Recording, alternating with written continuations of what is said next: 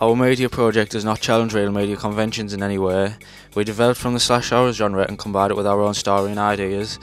We use typical shots for this subgenre in our movie. For example, the point of view shot, following and distant shots, showing the victim's environment. Indications that this shows that this is a slash horror is the killer, a stereotypical psycho who wears an iconic mask to cover his identity. Killers in slash horrors go on a killing spree and the victims tend to be a group of teenagers. But our movie focuses on the story of the killer and how he comes to be what he is. Scream and I Know What You Did Last Summer influenced our idea, and Dead Man Walking influenced the story. So we mix these together to form our very own custom hybrid opening. The social groups in our film are not typical teenagers who appear in most slasher horrors. The victims are a bunch of friends who are low-profile drug dealers aged between 17 and 30. Genders tend to not be stereotypical, as usually girls are the victims in slasher horrors, so the drug dealers add a different aspect to our genre film.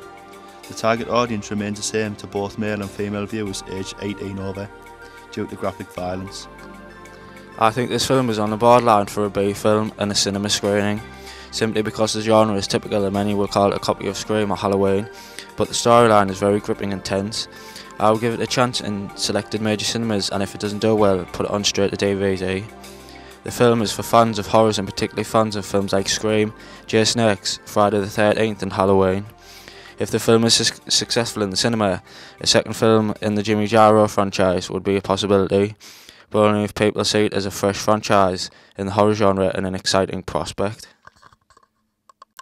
Like I have mentioned, this film is targeted for people aged 18 and over due to the graphic violence and sadistic elements of the film.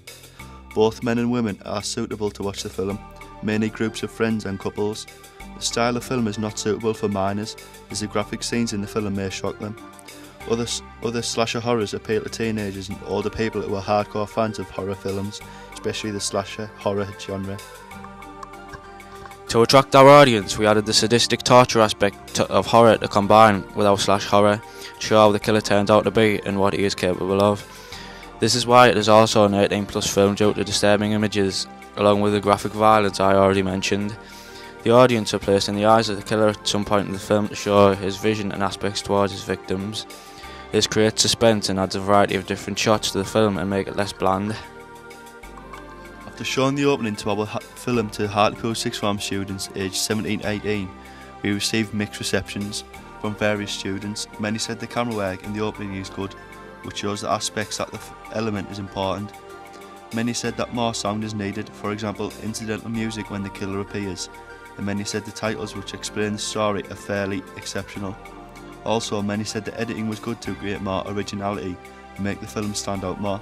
For example, the sepia effect when the audience see through the killer's vision. The filming process of our opening had positives and negatives. Many times during our filming, the camera would not go in focus half the time and took 1 to 2 minutes to get back into focus, especially the shots in the dark room at the beginning. Another problem we had was keeping equipment out of the frame. The tripod, some bags and the tomato bottle was visible. We overcame this by cutting the scenes out, editing in their place. On the positive side, we had no problems with controlling and recognising the camera equipment, and we were fairly confident with filming.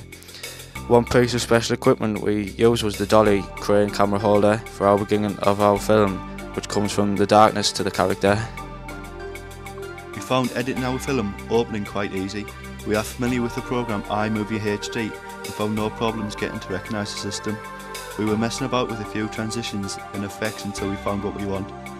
The only thing we struggled with during editing is adding sound effects. It was hard to find sound effects which fitted in with the film, but we eventually found some.